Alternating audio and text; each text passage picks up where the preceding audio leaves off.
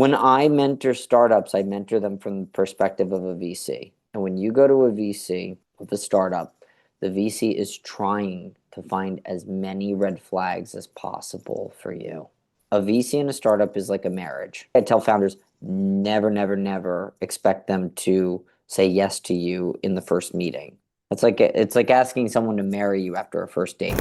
My tip for startup founders, which a professor of mine, Professor Webb at Stern, told me. She said a tip for startup founders and really anyone that's thinking about the future, read science fiction because what was science fiction 60 years ago is pretty accurate today. Okay, hey Dylan, thanks for joining my startup podcast here. It's a pleasure to have you. I hope your day's going well. It's a pleasure to be here. Great. So yeah, you have a very fascinating background. You started off in the Broadway space, and you were a producer and amazingly won a Tony Award. That's pretty incredible, as well as an Emmy nomination I saw. And I love to hear more about that. And then you transitioned into the startup space, the VC space. So, very interesting, two very different spaces. So definitely very interested in learning all about that. But first, why don't you just tell me a bit about your background? What brought you? How did things start out with the Broadway career, and then eventually we'll get to the startup space. Okay, so I grew up and I was an actor since I was 12. So so I went to acting school at NYU for drama, and that sort of kick-started a very long journey as to becoming a Broadway producer. I directed and produced some off-Broadway shows while I was in college, and then I got my opportunity at Company the Musical, which was the show that ended up getting me my Tony Award.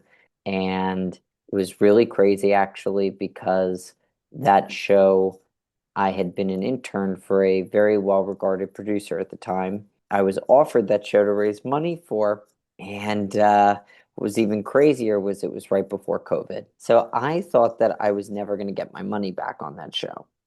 I literally was like, up, I put Yeah. my money into a dud, like because there's a Right. pandemic, and I think Yeah. the common theme that I've noticed throughout my career is that the market says something and you have dreams and goals and stuff like that, but the market has different plans for you. So my journey is pretty interesting in the sense that I raised money for the show. COVID hit. I waited 2 years essentially for the show to open. It ended up opening after like a year to a year and a half. And then I traveled to Israel and had a whole long journey there, very long spiritual journey. And then I backpacked around Europe, and that was all fun. And then I applied for an MBA program at NYU Stern. And I applied for an MBA program at NYU Stern while I was abroad because I thought, you know what, if I'm going to go home, I think it's been fun doing Broadway stuff, but I wanted to kind of break into corporate entertainment. And during the pandemic, I had a wonderful opportunity to work at a streaming service company called Broadway on Demand. We were inspired by the Masterclass series that was on YouTube. I think it was on YouTube or it was separate of YouTube. I don't remember. Our team saw the Masterclass series and we thought, well, all these Broadway performers are stuck at home. We should probably record them and we could like make some good content from this because we have like really great people that clearly have their schedules open right now. So we recorded directors and producers and lighting designers and everything in between. And while I was in Israel, we actually got an Emmy nomination, which I thought was crazy because I was like, what? I don't work in film and TV. This is weird. So I ended up getting that. And then while I was in Europe, specifically in England, I started seeing the news that my show was slated to win the Tonys. And what was crazy was I had given up going to my graduation at NYU because I thought that the pandemic had happened. I was like, well, I don't know when the heck I'm ever going to get back to New York. But I did fly back to New York for the Tonys and I won, which was kind of crazy. And that sort of was the catalyst to going for the MBA. I ended up getting into NYU Stern, which was really cool. I really did not want to take standardized tests. So I told my Who parents does that that? I Yeah. said, I'm not taking a GRE, I'm not taking a GMAT. I I'm not doing that all over again. I said, I'm going to only go for schools that don't have that. Got into UF and UNC Chapel Hill. I ended up going to Stern. And I went for Stern because I wanted to go into corporate entertainment. So what's corporate entertainment? Corporate entertainment to me was like Netflix, Amazon, something like that.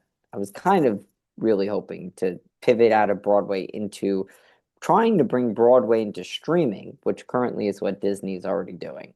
So I that was kind of my Hmm. ambition was like, oh, this is where we're going, like with the world. Like you're gonna have Wicked the movie and then it's gonna be streamed. Like that's kind of where my brain was going. So, and it did end up happening, by the way. Like there's a whole bunch of content that's now streaming. I think since my MBA, they did a musical of Matilda that was streamed on Netflix that was like the movie musical version. You have Wonka, which came out, which was like a movie musical version of Willy Wonka. This is like a lot, and The Color Purple came out, and Wicked came out, so the trend is definitely there. And but what I noticed while I was in my MBA, which was startling, were that none of my friends were getting jobs in corporate entertainment because, quite contrary, people were being laid off because of AI. And there was a AI strike, and AI was advancing.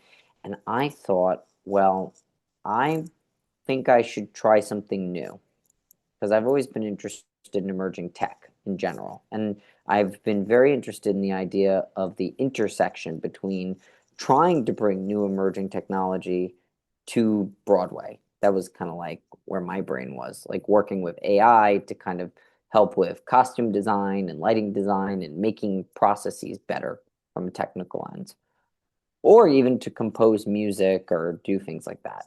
I don't know. There were a lot of creative ways that I saw the technology working. I still think there are.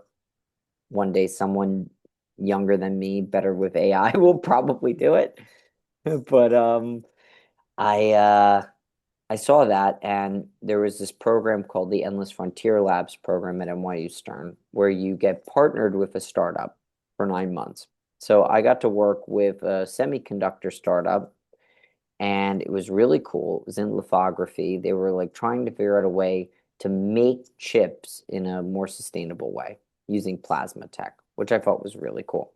As you can see, that already sounds like it's way beyond my pay grade. So and from there I networked, and I think that networking is kind of the main theme. I wouldn't have really gotten to where I am in my career or my life really without networking. I think that was extremely important. And Hmm. I networked and I met a VC guy who was launching his own VC, an early stage fund called Human Plus Machine Ventures. And I got involved with that as an associate. I was there for about, no, a little more than half of a year, but I got to do some really cool work there. And I realized very quickly that hardware specifically is not really in New York. There's SOSV, there's New Lab, there's other startup places that exist in the city that are very good for hardware tech, but most hardware actually is in San Francisco and Boston.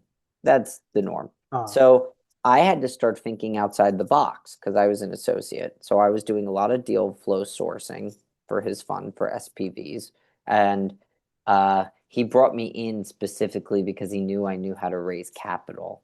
So, so I also was partially the face of the company. I got to go to events at I had a friend, his name is Hilly Adler, and he's connected. He's the business development lead for the Israel Economic Mission. And he said, you should come to my events. We host startups all the time. And from there, I went, oh, you know something crazy? Maybe these other consulates do startup pitch night stuff similar to Israel. So I looked it up and I found out that yes, Germany does it, Japan does it, and I started looking for all the different consulates that host hardware or that are famous for hardware in their countries. So I looked at Germany, okay. I looked at Taiwan, I looked at South Korea, I looked at um, Japan, obviously, and and Israel, and I had a lot of traction there, and it was really good. And I built a lot of international relationships, which was great because now I know how startups, what startups need to do from a VC lens when they need to break into a new country, which I think is important, especially when most international startups want to break into the US market. So, and New York is a great place to do it. I would say that if I was an international startup, regardless of the tech, New York is fantastic in that regard. Mhm. So I did that, and then I also got connected with academic institutions. So I was part of Endless Frontier Lab, so I had NYU Stern kind of in my pocket for deal flow. And then I also started looking at I looked at Columbia and I also looked at Cornell. And Cornell is very interesting because they have this incubator program called the Cornell Tech Postdoc Runway Program, which is unique. They take a bunch of pre-seed startups that are they have PhD founders that already have patents for their technology, Mhm. and they're pre-seed. And honestly, they're valuated at a much lower discount rate because most VCs look at startups, and even if they're hardware, they don't expect you to have patents ready to go in Yeah, pre-seed. So I was like, wow, this is crazy. They're pre-seed startups that really should be valuated at seed, which is interesting. And the school gives them 350 to 500K over 2 years to like incubate, which I think is really cool. So I ended up becoming a startup mentor there for a year, and I was helping them with networking, with pitch decks, because I find that my bread and butter is connecting people. It just tends to be what I'm good at. So I always recommend anyone in VC, like if you're a finance guy, rock the financial modeling tables, like, but my thing is I specifically told my friends I would never go into um like later stage private equity stuff because I said it's kind of a different animal, like private equity is kind of like surgery. Like trying to get uh, rid of the CEO, you're trying to scale the company to billions of dollars. You're like doing surgery within the company. I'm like, no, give me the company when it's like on a napkin, like problem, solution, market, you got the market product fit, cool. You got good traction, great. We're in business. Like, let's go. And right. and I find that, with certain industries, specifically with hardware, you don't really get that much competition. As in, like, I'll give an example. Let's say I'm dealing with a startup and it's a inter-island hopper drone that carries cargo from one place to another. There aren't that many out there doing that. So what you end up Uh, having to do is you look at the patents, you make sure they're protected, and you really just am like, can this drone do what the person says it's going to do? I think I've read a bunch of articles that even say that, it really comes down to the team at an early stage. Like, can they really do what they say they're going to do? You could have the greatest problem solution fit in the whole universe, but if your team can't execute it and they can't do it, then it's not going to go anywhere. Or private equity is going to surgically remove you down the road, which is not fun. right. So, Yeah, so yeah. that's a little bit about my story. I was a startup mentor for Cornell Tech for a year. That was fun. And then I recently joined Mass Challenge, where I'm now a startup mentor for Mass Challenge Israel and Mass Challenge UK and Switzerland.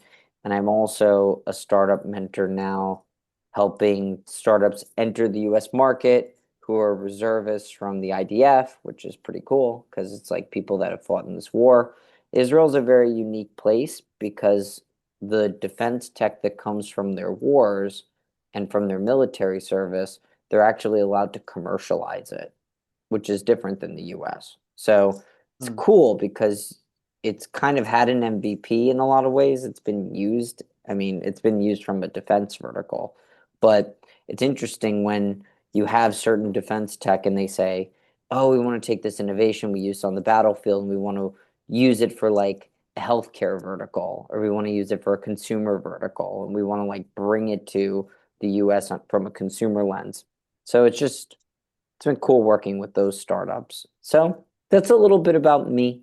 My life has Yeah, been pretty fun. And after company, I got to do a bunch of other Broadway shows.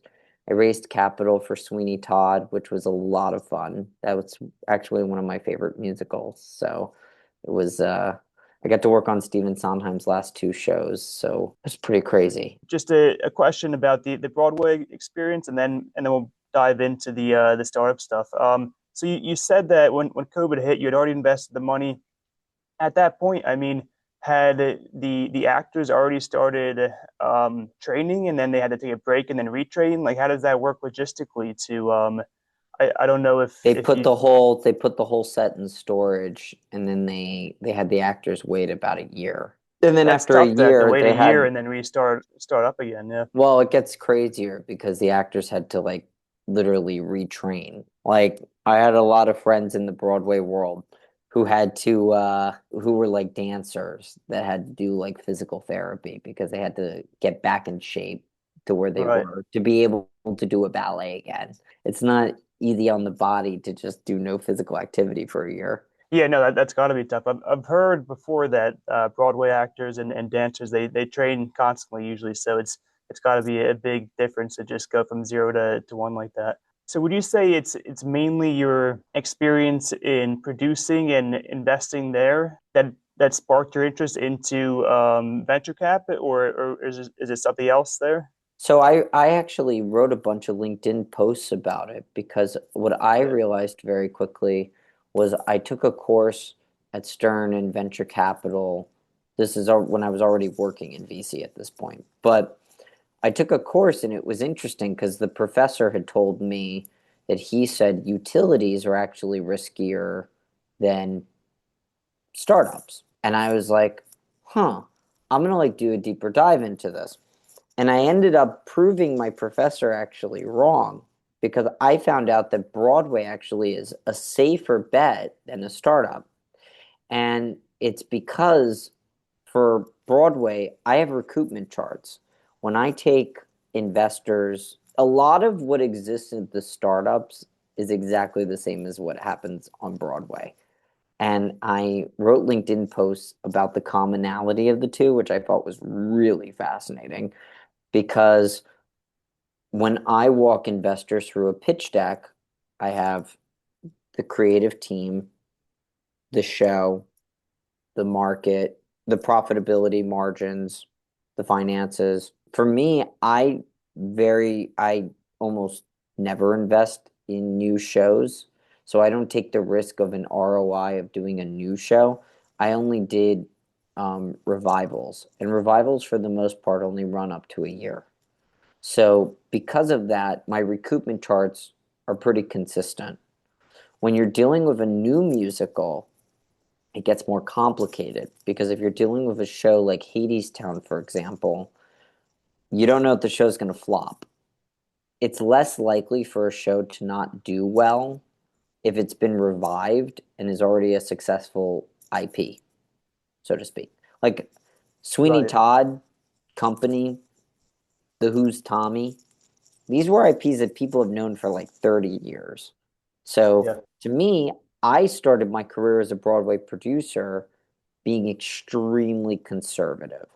And I did it very specifically because I had friends in their 20s that were not conservative and put their money into flops. Mm. Like they had their investors put their money into flops. And similar to VC and startups, when you have a fail at the very beginning of your career, you lose a very important asset called trust. Once you lose your investors' trust, you're really screwed, Mm. especially when you're a young person, because it's like they're really taking a gamble on you when you're new to the biz. So I made sure to have credentials that were totally clean on paper. And I got lucky. I mean, of the four shows that I produced, all four of them have recouped, which is like pretty unheard of. But Yeah, at that's this great. but at this point, my investors trust me. If I was going to do a riskier project at this point, they'd probably trust me because they'd be like, oh, this is a guy who's recouped 4 times in a row. He probably thinks it's a safe bet. Or they'll at least ask me questions as to why I think it's a de-risker. Yeah, So with yes. with startups, the ROI is much higher. That's one of the reasons why some people only invest in startups at later stage because they're trying Mm. to hedge their bets. They don't get as much gains, but they're hedging their bets. That's kind of like a revival. But when you do early stage startups, yes, there's a much higher ROI.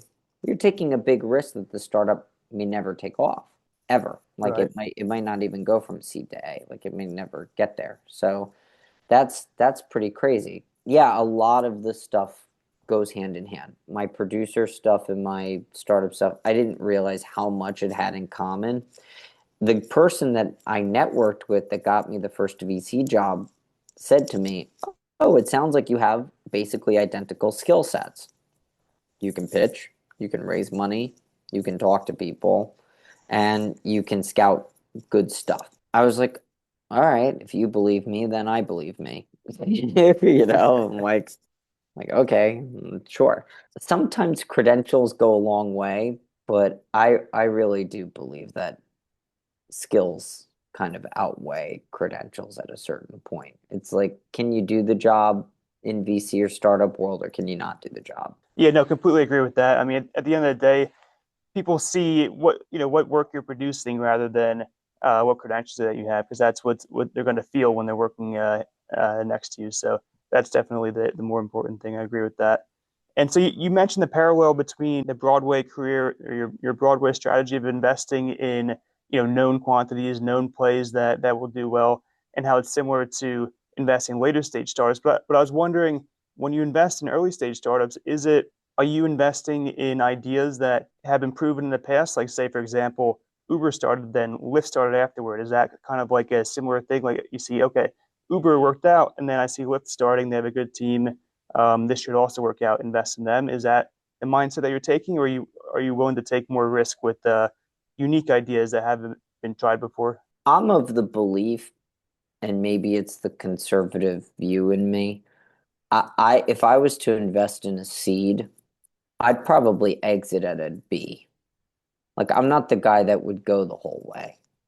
Okay, Or if I went early, I'd leave it A.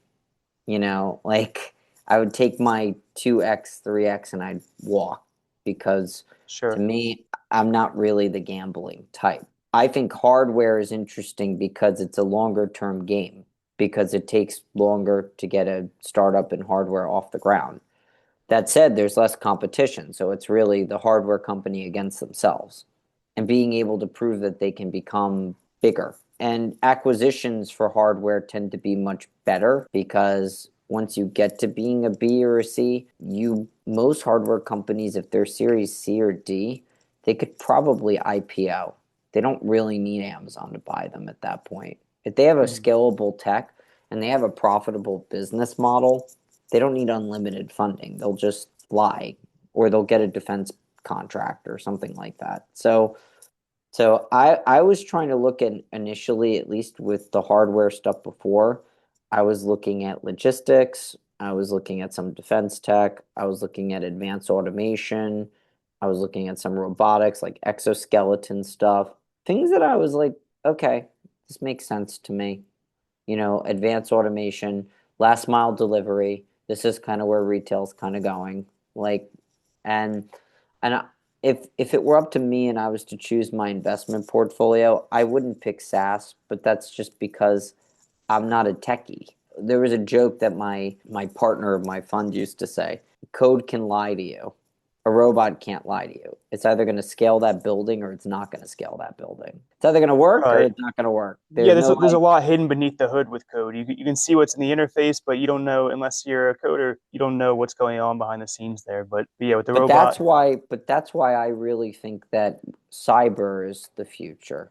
Because I think that if we live in a world where crypto takes off, if we live in a world where AI gets significantly better, which it seems all these startups want AI to get better, it would make sense that there will be hackers out there that are going to need more sophisticated AI to hack you, which means you're going to need cyber that's more sophisticated to prevent that from happening. But one of my VC professors said something completely crazy. He said, we don't even know. The world might choose to have open source AI in the future and not proprietary AI, which would change everything. And he said, and maybe in the future, people won't even care about privacy anymore. You might live in a world where people actually just don't care about their own privacy. It's funny because a lot of people, I mean, people always complain about privacy, but at the same time, they're always willing to give it up when it provides a little bit more convenience. So I can see that prophecy coming true because whenever we can save some time, save some energy, save some money, it's like, okay, I'll check this box and give up my information. So it becomes too easy to give up that information. I guess my bullish take on cyber, though, is there will always be things that you need private. Like your social Yes, security, that needs to be private. Your medical health records, absolutely. that needs to be private. There's like things that inevitably you do not want in anyone's hands but your own. Yeah. Maybe your government, but besides that, I don't know. Because deep fakes are going to be a real thing in the future.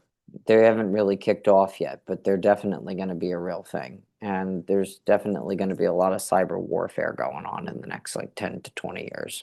I think that there's going to be a lot less casualties in the future, and I think it's going to be more like if it's crypto and crypto actually does take off, you'll see like oligarchs losing billions of dollars in like a day. Yeah, no, there's a lot of money. If someone hacks crypto, they have a lot of. There's a big pot there to take. Um, That's why I'm not bullish on crypto because yeah, I neither think am I. Yeah, I don't see it can the get value. hacked. Yeah, If it can get hacked to me and your money can just disappear in a day, that's pretty scary. And there's no yeah. trace of it, so it's just poof. But yeah, I agree about the cybersecurity being. It's always going to be important. I mean, you always need to defend this important information because there's incentives for people to take it and make money off of it. So it's always going to be a target. And I talked the other week for another interview for a guy who's running an IT consulting company, and he was saying the number of phishing emails from just AI like ChatGPT that people are getting is rising rapidly. So it's already in that avenue of attack, making a big difference. So I definitely agree with that. But so you're getting into all these deeply technical fields. Of course, as we discussed, you came from the Broadway space. How do you? I know you said your skill is bringing people together, but a lot of times people in a deeply technical space, they like when you speak their language, their lingo. How do you manage to approach these topics with people that are working on them every day and get in their good graces, make them trust or allow them to trust you and build that relationship without being a researcher in that area yourself? I don't, essentially. Okay. I don't speak technically to people. What I do is the same thing I did when I was in the Endless Frontier Labs. I talk about the business model. I Okay. speak from a business strategy point of view. My view is that if you have the most amazing technology in the world and you're a PhD in Stanford and you have such amazing intellect, you should be able to dumb it down to the point where someone like me should be able to understand it. Yes. If anything, if I can't understand it, then that's a real problem for that person because the person that is reading your pitch deck 9 times out of 10 when you're pitching it to a VC is an analyst. And those analysts do not have technical prowess for the most part. A Hmm. lot of those analysts are right out of undergrad. A lot of those analysts went to Chase Bank for a year as investment bankers and are now like analysts at a VC. So those kids are really young and they don't have expertise. So I always tell my startups that I talk to, you should have your pitch deck in a way that a 20 something year old should understand it because Uh, it's that 20 something year old that is the gatekeeper from the partner. I said, when you get to the big leagues and you're in the room with the partners, oh, they're going to grill you because they're experts. If you're going to Sequoia or Team 8, they have a principal and they have a partner for every industry. They have a healthcare one, they have a defense one. Like these are people that are like professionals in a certain industry. So they'll grill you. I always say to them, you should have a beginner pitch deck and you should have an expert pitch deck. You should have one that's like the fun technical one for the ones that are really going to grill you on the technicality. Like, assume a CTO is going to walk into a room and grill you only on technical, and then have one that's for the business people. Because if I'm a healthcare startup and I'm pitching to CVS, I better have my healthcare stuff in my deck, because CVS is a global healthcare company, and they're gonna ask you for that. If I'm talking to an angel investor who's industry agnostic, I shouldn't expect that guy to be an expert in healthcare. So I always tell people, I'm like, make sure your business model is the way it needs to be. Make sure that, honestly, assume I'm at a cocktail party and you're meeting me, and assume you've got 3 minutes to pitch that thing to me. And how would you do it? And would you pull out some weird technicality stuff? There's a real problem right now in the insurance space, and dentists need X, Y, and Z. And I'm here to solve that. And I can save X amount of money for dentists by doing X, Y, and Z. And then Right. you're like, oh, okay, I understand that. I don't need to know insurance that much to understand that. If I did know insurance, great, because then I'd have a lot more questions. I tell most startups, because a lot of startups have founders that are all experts. I always say to them, assume you're the smartest person in the room. I tell the Cornell Tech people that all the time. I'm like, your startup is based on something you got a PhD in, which means you have 6 years of research experience in this. You should assume you're the smartest person in the room, and assume there's nothing they can ask you that you don't know about your work, because you're supposed to be 100 times smarter than the VC that's asking you those questions. If anything, you have to kind of dumb it down a notch so that people understand you. And not everyone agrees with me on that. Some people are like, no, I should bring in VCs that only have like the serious expertise in what I do. But I think that when you bring on a VC and when you bring on an angel, you bring them on for different reasons. People bring me on because of my network. They bring me in because I know a lot of people. They bring me in because I can open some doors for them, and possibly I can help them with their pitch deck and help them with their fundraising. It's what I told you before. Finding your niche, it's really important. If someone was a pre-med person and decided, I want to break into VC, go into life science. Don't go into fintech. Your background is in that. Do what you're good at. And I learned that the very hard way in my MBA, which I felt was like the most the most humbling thing of all, which is I got a specialization in corporate finance, but I learned very quickly I suck at corporate finance. I'm like, I'm not good at this. I'm not good at financial modeling. There are people out there in the world that are quant people. I am not one of those people. But rather than spending my whole life trying to work on my things that I'm not that good in, I instead was like, no, I'm just going to play to my strengths, because my strengths are what open doors for me. Yeah, no, that makes a lot of sense. So when you're looking at the business side of things for a startup that's pitching to, I mean, are there certain red flags or green flags that like stick that company out as a good or bad investment that you would pass it on and have other people at the venture cap firm review, or what exactly? I'll almost never cold call a startup.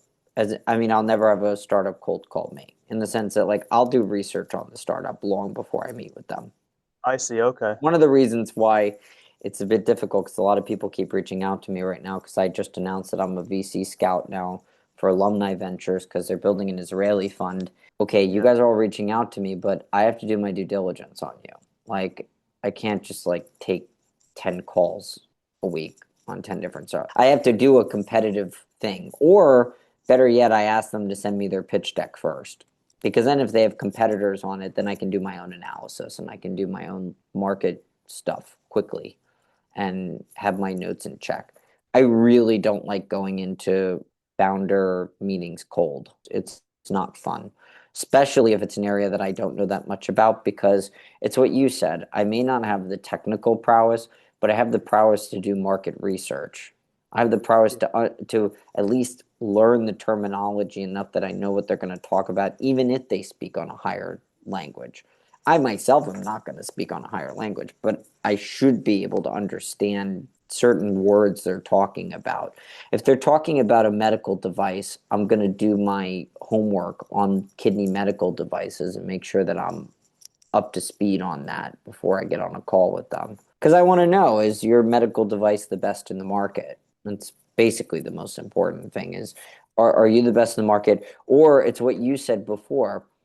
Have there been other medical devices that are similar that have been acquired? Hmm. And if so, if the other ones have been acquired, then that obviously is a good sign that your tech is valuable. So my question is what's your value proposition and how do you stand out to the point where you're not the same as the one that was acquired? You're like the better version, the newer version. I always tell people, I'm like, when startups die, the best place to go looking is the patent graveyard. You go through a patent library. There are so many dead startups that have patents in there that Uh, it's like all you have to see is the startup alive that I'm up against? No. Great. Let me read through their patent and then I can figure out how I'm differentiating myself from the one that didn't make it. I only learned that because I spent an additional year after my VC year working for a patent IP lawyer. that helps. That helps. Most SaaS startups don't think about that. And it's very weird to Okay. me when I meet with a SaaS startup and they're like, oh, we're not going to have any patents. I'm like, you're not going to have any patents? I'm like, what prevents someone from stealing it? I'm like, it's code. What prevents someone in your company from leaving and stealing your code? With hardware, it's much harder. It's a lot harder to steal like blueprints to a robot. It's Yeah. like that's complicated, but code is on a Dropbox. Code is on a GitHub. You could take it, it's gone. Yes, that's one thing that piques my interest because over the years I've heard that it's tough to patent code. Like, say, if you build a Facebook or something, some product, because another company could build the same thing, but just the code's slightly different, so it's not infringing on your patent. But I mean, I guess maybe for SaaS companies, is it mostly certain like very specific algorithms that are getting patented, or is it the whole product in general? Because I just Well, the guy that I was yeah. working for, Michael Ben Shimon, he has a firm that's half engineers and half lawyers. So what they like Okay. to do is they literally go through the tech and they create a patent moat around it. And sometimes the patent is, we're going to patent it for this market vertical. Like we're going to patent this around healthcare. So no Oh, one else interesting. can enter healthcare with this code or whatever. Yeah, I didn't realize It's it can be industry protecting based like it. that. Yeah. It can protect you in certain areas and trying to build a moat around that. Because at the end of the day, if you're an island hopper plane and your main function is logistics, you don't need to be patented for every single industry. Just get patented for logistics if that's your main business function that you're planning on making revenue off of. You can always go back to the patent lawyer and get it, for defense and for other stuff too. But like, you don't need to focus all your time on that legality because it's expensive. Right. That makes sense to just keep it lean and focus on your industry. Well, that's why these SaaS founders don't go to a patent lawyer at all. Their keep it lean is just they're not going to have any patents. They're just Too lean. it's a little Right. too lean. I mean, when I mentor startups, I mentor them from the perspective of a VC. And when you go to a VC with a startup, the VC is trying to find as many red flags as possible for you because it's twofold. A VC and a startup is like a marriage. It can be a very messy divorce, but it is a marriage essentially, which is why I tell founders never, never, never expect them to say yes to you in the first meeting. It's like asking someone to marry you after a first date. It's scary. Right. I would never do that. In that regard, and what I tell my founders to do is I said, your pitch deck is great, but what you need to do is you need to go into a room with about 10 different founders and you need them to butcher your pitch deck as in ask as many questions as they can to mess you up. And then you take those questions and you put it in an appendix. And then when you go to the VC, you have a wonderful appendix with all those answers that are the frequently asked questions, and you're ready. And then the VC is like, wow, they did their homework. They were prepped for my questions. A lot of startups are not prepped for the hard VC questions that get thrown at them. I Mm. don't know why. They don't realize that it's like, oh, this is like an interview. I need to like come really prepared for this thing. Which is strange to me because it's like the VC's handing you like hundreds of thousands of dollars at certain points. Angels are completely different than VCs in that regard. Like Okay, yeah, an angel is a completely different entity because angels have different priorities. Some of them it's I want to be ahead of the game and I sold a startup in consumer and this is a new startup in consumer and this is like keeping me in the loop of upcoming trends. Sometimes an angel will be like, oh, this idea is cool. I'm just going to put money in it. And I put money into like right, 20 different ones, and I don't really care what ends up happening. If one of them hits off, then that's great. yeah. I've seen that in both the startup world and the Broadway world. It's just people have different motives. Some people are like, I'm really passionate about this tech. And who do you find it does better? Is it the guys that really dive in too deep, or do they get lost in the weeds, or is it the guys that are more passive, somewhere in between? What, the angels? You're more familiar with the VC side, I guess. So whichever one you've seen more of a. I think it really depends because I know VCs that are agnostic and I know VCs that are specialized. The question Okay, is what kind of VC do you as a startup founder want? As in, yeah, do you want a VC that's going to be hands-on or do you want a VC that's going to be hands-off? And this is why there's been this new trend towards venture studios. Is there's like startups that are like, I'm brand new to this and I don't know really what I'm doing so much and I could use a little bit of structure and hand holding. It's one of the reasons why I recommend almost every startup that's pre-seed. I'm like, if you got a great piece of tech and you got IP and you've got the traction, you should totally go into an academic incubator like Oxford okay, or Stern or Columbia or Cornell because you get the network of that school yeah, supporting you. I mean, YC Combinator and Techstars are great. Just some of them take out too much percentage of your equity. uh, So you have to ask yourself the question, it's like, what's really important to you? Mass Challenge, which I'm a part of, I believe takes some equity. I think it's like a small amount. But I tell people that are international startups, I'm like, if you're looking to enter the US market, Mass Challenge is one of the top incubators. I'm like, that network will help you enter the US because it's based in Boston. So if you're a healthcare startup, like one that I'm talking to right now in the UK that wants to enter Boston, I'm like, you have a huge mass challenge network that you can lean on to scale, to find clients, to do outreach. So I think it really depends on what the startup is trying to do. And I got it. Yeah, always recommend to the Cornell Tech startup people that I mentored, if you have healthcare, you should always go defense. Because if you go defense, defense will give you you have to do a proposal that I think takes like 2 months. And I learned this from someone in the DoD.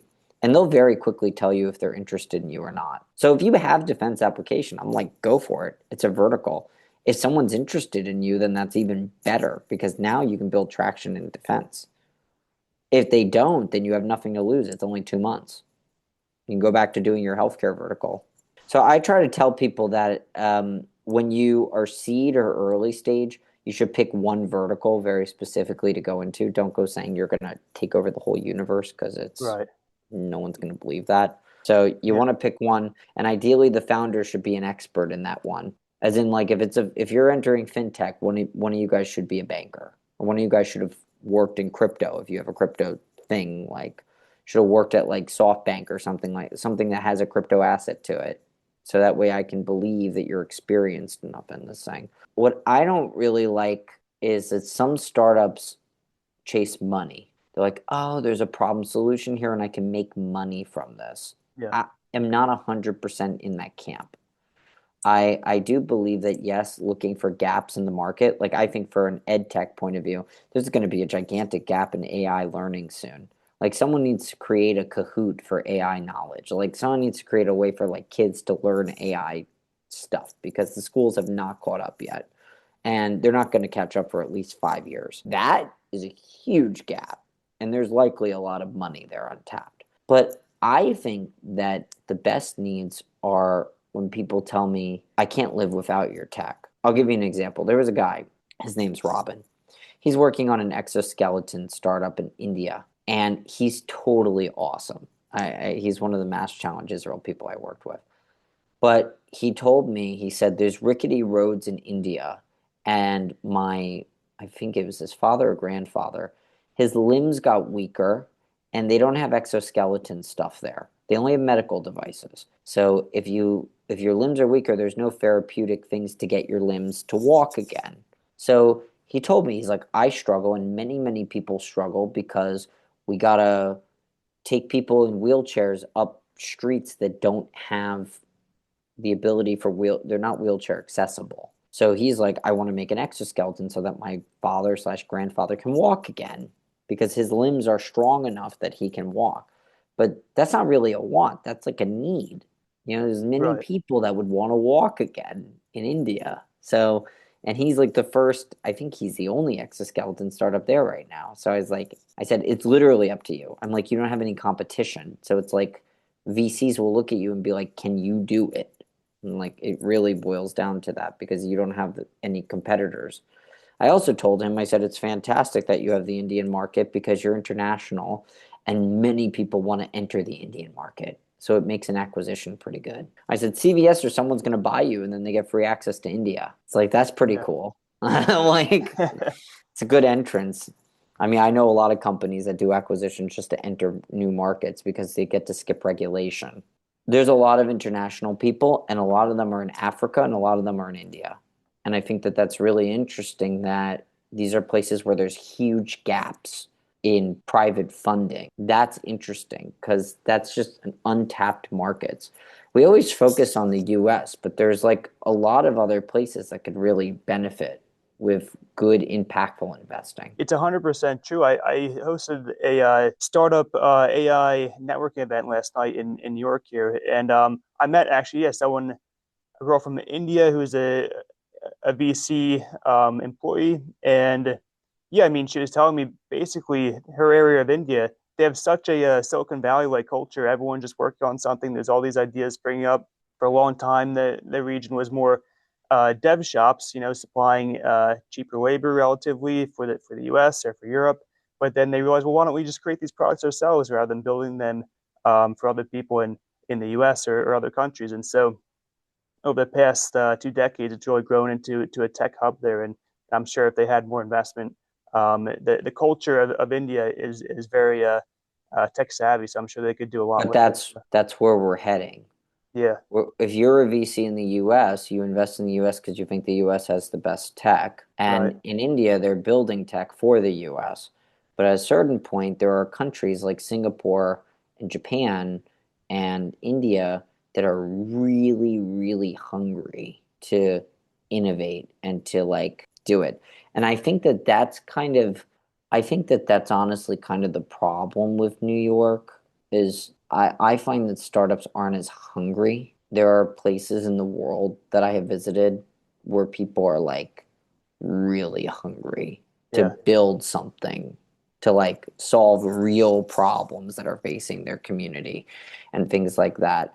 I'll tell you a crazy thing.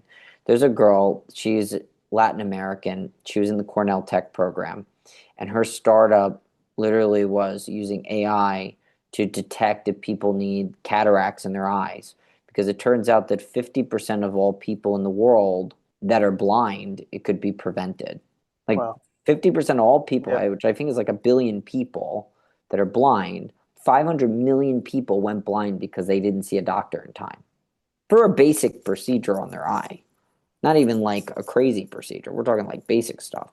And they just didn't have like they didn't detect it in time. And there's like a 2 week period when you detect it that you could like lose your vision. There's Yeah. certain startups that I hear, and you asked me this question, how do I know if they're like really great? Mhm. The startups where I think it personally impacts the person on a very deep emotional level, Right. those are the ones I care the most about because they're the ones that I'm like, you're not going to give up on this idea.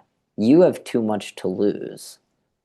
You have too much emotional collateral to lose to give up. Yes. As a VC, I can go, I believe that you have the conviction that you can do this. And I think that that is great. And I think that, there will always be people out there like DoorDash. There will always be people out there that do surveys that figure out like a public good want and stuff like that. And there will always be people who have the problem deep within themselves. I personally like founders who really deeply connect to their problem because that to me is like, it's real for you. Like you go to sleep at night and you still think about this problem. This isn't like I got a girl whose parents are deaf and she's trying to work on an AI to like use avatars to like make it so that people that are deaf can go to banks and pharmacies and things like that and like be in the world. It's those kinds of ideas that are like this girl, her whole life, her parents were deaf. She's lived with this forever. She's not deaf. Her parents are deaf, but she's had to go to banks and pharmacies her whole life and translate things in sign language. Yeah. That's that's hard.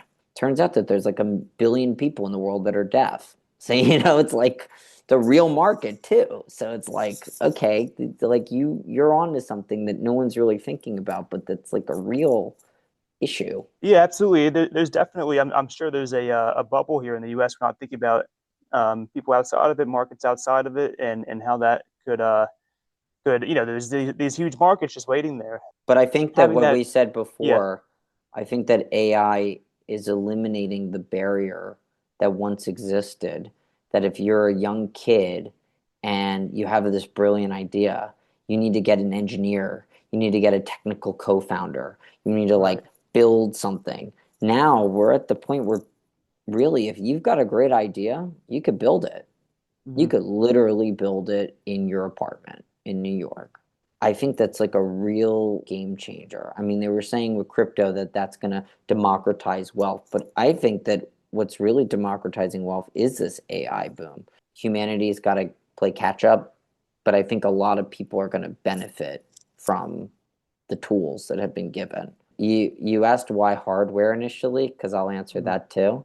Why hardware? Because AI is going to power it. I think that the biggest companies are going to be the infrastructure AIs, the AI that's powering all the other agents, like the Yeah. ones that are deeply rooted, the data centers that everyone's talking about. I think that all of that stuff, when it's advanced enough, that's going to be what the Neuralink kind of chip that goes into the robot is going to be what ends up being what these chips are going to be what powers these robots in the future. So I think that when you have AI and robotics together, you're going to have even crazier stuff because then you're going to have essentially a second industrial revolution. Because Yeah. then the robots are going to be able to do more than just advanced automation. They'll be able to do a lot of things. I can't wait one day to be in a world where we see a robot actually doing surgery on someone. That Yeah, to that would be me, amazing. with super precision, where it's like 100% success rate, that would be an insane world. My tip for startup founders, which a professor of mine, Professor Webb at Stern, told me. She said a tip for startup founders and really anyone that's thinking about the future, read science fiction because what was Mhm. science fiction 60 years ago is pretty accurate today. There's a lot of things, if you look at Star Trek or if you look at things that were like old, it's like, oh, wow, we do have like a good amount of this stuff today. That's true. I mean, you get to see human intention when you read the sci-fi. It's like this is what we would want to do if we could do it, and then eventually there's so many ways that you can combine materials and in combinations to create things that chances are there's some way to do it. It's just a matter of spending time to figure out what that combination of technologies is. So yeah, absolutely, it gives you a scope into what our intention is, and it tends to be that what we intend to do, we end up doing over time. So I agree with that. What's your overall vision for your investment? I mean, are you focused on one of these sectors that we mentioned, whether it's hardware or the robotics? You mentioned the Broadway space before. What's your overall vision as a VC investor? Is there a certain thing that you want to focus on, or just diversify? I mean, I just think that certain things like SaaS and things we were talking about before just require a more technical lens. So I don't really, I just don't go after it because I'm not as knowledgeable in it. But I think that the smartest approach for any angel when you're starting is to be like in a place like Hustle Fund or to be in a place like Going VC or places that have like, here are opportunities that you can have. Less of like, here's a pitch deck and here's a startup that's gonna like come knocking on my door. I like the opportunity of like, here's a place that's done the due diligence for me. I just have to see if the business model really is what it's stacking up to be. Right. I like hardware personally, because I think I honestly can understand it easier. I don't know why. It's easier for me to understand planes and drones and stuff. It's also interesting because you have to ask yourself when you're investing in something, am I doing it because I want to disrupt, or am I doing it because it's going to make me some money? Yeah. Because some tech, like I personally, like there's Uber Eats. So if I invested in DoorDash, it's not really disrupting much. That's clearly a money grab. But the people that were very, very early in mid journey were like, this is going to disrupt, you know, text to image stuff, which is going to have a huge impact on a lot of graphic design. It just depends on what you're going in and what your intentions are and what you believe. I think it depends on the startup founder too. If it's a second founder, I treat them very differently than if they're a first founder, Hmm. because they know the game. But if they're a founder that's a second time founder and they do a completely different industry, then I treat them like they're a first time founder. Because my view is like, wait a minute, you made $1 billion off of like cars, and now you're working with SaaS. I don't understand. I'm like, you're basically starting over again, then I have to start looking at the team. I'm young, so to me, like I'm just starting angel investing now. So when I look at traction, so I'm like, okay, did you go to Mass Challenge, YC, Techstars? Did you go through an incubator? I check that. Two, I look at LOIs. If you're seed or pre-seed, I'm like, what companies are interested in you? I want to know because I want to know how you're planning on scaling my money. I mean, that's basically how I look at anything in life, and I think that's how most investors look at it. I'm giving you money. Are you going to make me my money back? That makes Essentially, sense. most investors I talk to are not of the Netflix camp of, oh, I'll just keep throwing money into you for 20 years and eventually you'll give me my money back. VC Yeah. doesn't really work that way. What's interesting is with software, which is the beauty of it, software you can exit within like a year to 2 years. Hardware, you have to wait 4 to 6 years. So if I put my money into a seed hardware company, I know I'm not seeing it back for at least 2 years. That's the thing about what could be the bottleneck in the future is as we get into robotics, it's tougher to iterate and to because it's not like software. You can just spin it up and scale it up. You have to move It's atoms, getting as they it's say. getting There's physical quicker. things. It's getting Yeah, quicker it's because of the getting quicker, current right? president, because our president as well as China are have hit the point where manufacturing is getting better and better. Yeah. So the ability to manufacture things getting better just means that these hardware companies can scale quicker. And one thing I saw that made me much more optimistic is that they're starting to get better virtual simulations. So if they can simulate this stuff, how it will interact with its environment without even having to make it, then that turns the hardware into software, and then they can iterate quickly in the software and then just build it in the hardware. So that makes me a lot more optimistic for how fast we can scale up these robotics. I mean, what I thought was crazy was when people were telling me about AI and people were comparing it to NFTs initially and said it was a fad. I said to them, I said, I don't look at AI as a fad at all. I said, I Yeah. look at AI like the internet. I said, Hmm. I think the moment that I started seeing $1 trillion companies funneling serious money into it, I was like, okay, this is not a fad. This is definitely real. When companies that are valued at 2 trillion or $3 trillion are starting to funnel billions upon billions of Yeah. dollars into it, that's when you know that like clearly we cracked something. The reason why I thought that AI was going to be so advanced so quickly was because I was a beta user for Midjourney, but I told my friends, I said, if Midjourney can scale the way that Nintendo scaled over my lifetime Uh, when I was a kid playing a GameCube to what it is today, in like 15 years, AI is going to be crazy in 5 years.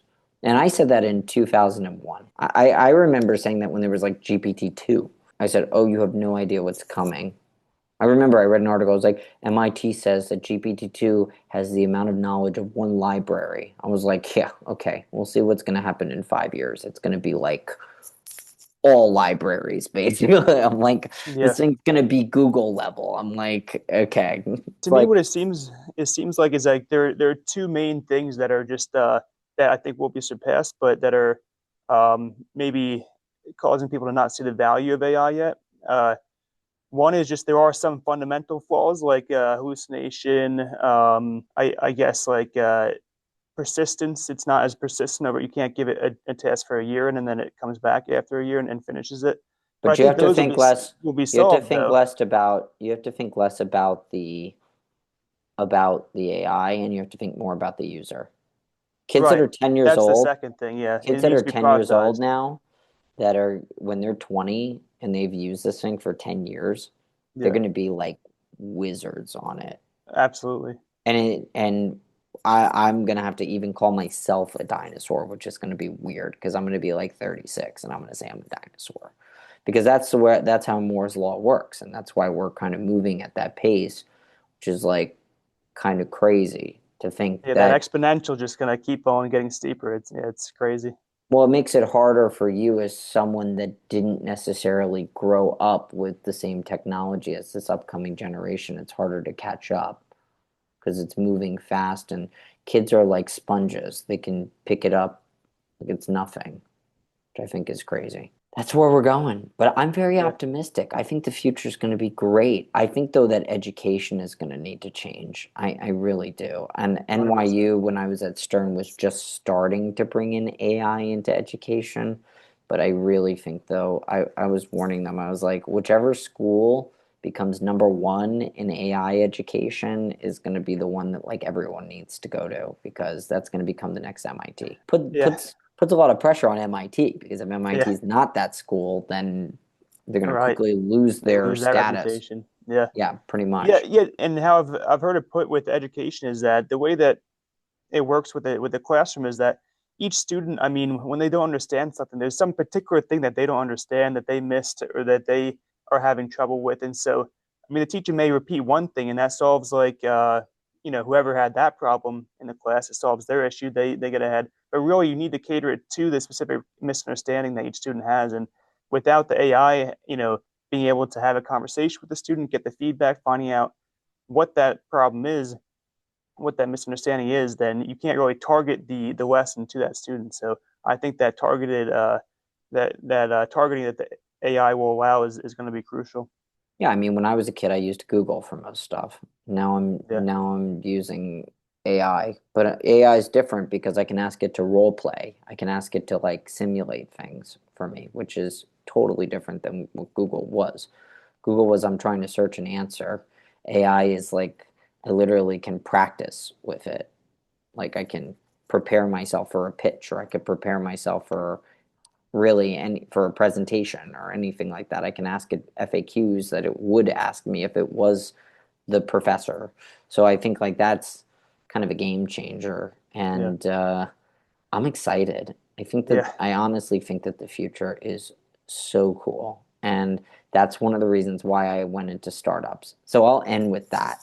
yeah, So I went into startups because I always was a futurist, but some of the ideas that I had for Broadway, people on Broadway were 60 plus and were like, these ideas could never happen. And then I wrote this whole manifesto about all these ideas that I thought for the future with augmented reality, holograms, with all these things that I saw for the future of the theater. We now live in a day and age where it's all possible, where like what people told me was science fiction is not science. And I am so intrigued, and I'll always read up on it because I think the one thing that you can do as both a VC and a startup is continuous learning. And I think that yeah, the AI age is definitely going to be an age of critical thinking for sure. Like that's going to be the most important skill set. But I also think that the social skills like networking are still going to be extremely 100%. important because Yeah, at the end of the day, startups, especially early stage ones, it's all human psychology. If you understand human psychology and you understand how people behave and you understand people's emotions and you understand your audience and you know who you're talking to and your social cues are great, a lot of it is psych at the end of the day, which is why as an actor, I had an easy time breaking in. The world looks really cool, and I have a lot always to be reading because I'm literally always reading stuff. I think the craziest thing of all, which I'll leave you with, is that even at the end of the day, VC is going to be innovated too. yeah, That AI and tech will be used to innovate private investments. I think that that's the craziest thing of all. And VC Lab talks about it all the time that there's going to be this new wave of VC funding because I think there's now becoming a globalization of VC funding. We're seeing other markets that we can look at. We're seeing other opportunities. Maybe it's not hit or miss if it doesn't make it in the US. Maybe it can make it in Latin America and Yep. not make it in the US. Maybe startups don't have to die as easily in early stage. Maybe they're just in the wrong place. Maybe they can solve their problem in a different place, even if it's not as profitable. Maybe the concept of a unicorn is kind of outdated. I don't know. Yeah. It's what I believe. I think that the unicorn is hype. I don't really buy that stuff. I think if you've got a great enough problem solution, your startup should never die. I'm a Right. true believer of that. I'm like you're just not in the right place. Like you might be in the wrong country, or you might be in like the wrong market vertical. I think there's that startups a lot of the times when they don't achieve their market vertical, they just give up. And I think if your tech is good enough, you should be able to pivot. The best startup founders are the ones that pivot. And there's a lot of research to show that many startup founders who have pivoted made a lot of money in what they pivoted to. So I'll leave you with that, Brandon. Right. It was Yeah. it was fun. I had a great time. It felt a little anecdotal my whole life.